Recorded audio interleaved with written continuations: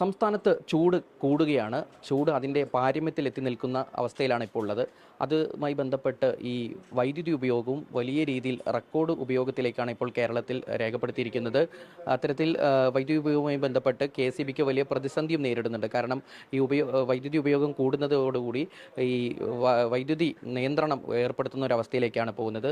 വൈദ്യുതി മന്ത്രി K കൃഷ്ണൻകുട്ടി നമ്മോടൊപ്പം ചേരുന്നുണ്ട്. അദ്ദേഹത്തോട് ഇതുമായി ബന്ധപ്പെട്ട വിശദീകരണം നമുക്ക് ചോദിക്കാവുന്നതാണ്.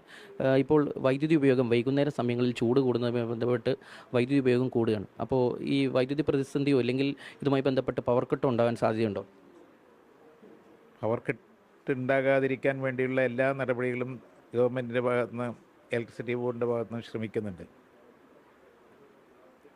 ഇപ്പോൾ വൈകിട്ട് ഈ ഫീഡറുകളിലും അതുപോലെ തന്നെ ഈ ട്രാൻസ്ഫോമറുകളിലും പ്രഹരശേഷി കൂടുന്നതുകൊണ്ട് ഓട്ടോ കട്ട് ഓഫ് വരുന്നുണ്ടെന്ന് പറയുന്നത്. അപ്പോൾ അത് തടുക്കാനുള്ള എന്തെങ്കിലും പ്രായോഗികമെന്ന് വെച്ചാൽ പ്രായോഗികമായി അതിൻ്റെ ഉയർന്ന കപ്പാസിറ്റിക്ക് വെച്ച് വളരെ കൂടുതലാകുമ്പോൾ അതിലിപ്പോൾ ഈ ഗ്യാസിൻ്റെ പോയപ്പോൾ ഇഞ്ചക്ഷൻ കുക്കറും AC-യും വല്ലാതെ ഉപയോഗിക്കുന്നുണ്ട്.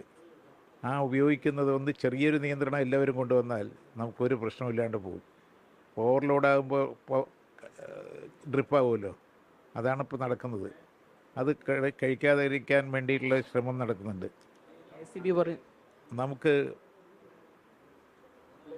മറ്റ് സംസ്ഥാനങ്ങളുമായി പവർ ബാങ്കിങ് അറേഞ്ച്മെൻറ്റിൽ 200 മെഗാവാട്ടിൻ്റെ കുറവും 16-ാം തീയതി മുതൽ മറ്റൊരു 200 മെഗാവാട്ടിൻ്റെ കുറവും 21-ാം തീയതി മുതൽ വീണ്ടും 200 മെഗാവാട്ടിൻ്റെ കുറവും 26 മുതൽ ഉണ്ടാവാൻ സാധ്യതയുണ്ട്.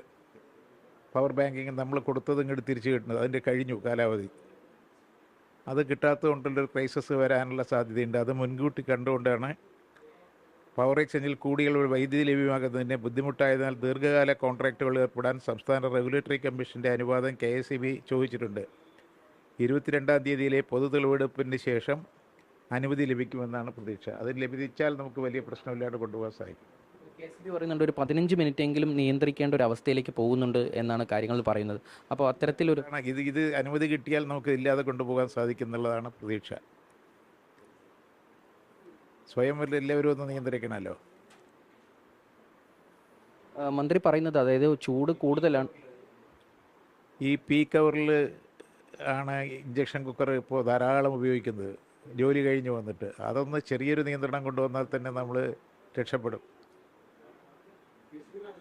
വൈദ്യുതി ഉപയോഗത്തിൽ ആളുകൾ സ്വയം നിയന്ത്രണം ഏർപ്പെടുത്തണം എന്ന് തന്നെയാണ് മന്ത്രി പറയുന്നത്. നിലവിൽ ഇപ്പോൾ KSEBയുടെ ഭാഗത്തുനിന്ന് ഒരു നിയന്ത്രണം ഉണ്ടാകില്ല എന്നാണ് പറയുന്നത്. എന്തായാലും സ്വയം നിയന്ത്രിക്കണം എന്ന് തന്നെയാണ് മന്ത്രി പറയുന്നത്. രാജീവ് സുദേവിനൊപ്പം ഷാരിഖ് നവാസ്, 24 പാലക്കാട്.